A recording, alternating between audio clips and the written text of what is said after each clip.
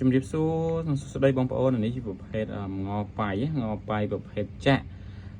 ក់នេះវាជួយហើមសន្លាក់ព្យាបាលសរសៃព្យាបាលសរសៃក្រោយពេលវះកាត់រួចឬក៏មន់ក្រោយពេលជល់រួចអីណាយើងអាចប្រើងប៉ៃនេះប្រភេទចាក់នេះបានហើយអានេះទីទូទៅប្រភេទថ្នាំសរសៃសម្រាប់មន់ប្រគ្រីវមន់អីហ្នឹងក៏យើងចាក់វាបានដែរហើយរបៀបនៃការប្រើប្រាស់ចាក់ចូលក្នុងសាច់ដុំទ្រូងកន្លះ cc ក្នុងរយៈពេលមួយថ្ងៃយើងចាក់ចូលចាក់តែម្ដងទេកន្លះ cc ហើយសម្រាប់យើងអាចចាក់រយៈពេល2ថ្ងៃជាប់គ្នាហើយនេះសម្រាប់ការណែនាំនៅលើនេះយើងមានដែរជាភាសាថៃហើយសម្រាប់តម្លៃវាម្ដងវា 12000 សម្រាប់ងប៉ៃចាក់នេះបងប្អូនអាចតាក់ទងមកខាងយើងបានខាងយើងមានស្តុកហើយ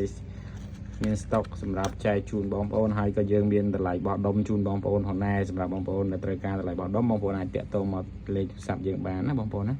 អរគុណច្រើនជូនពរសំណាងល្អ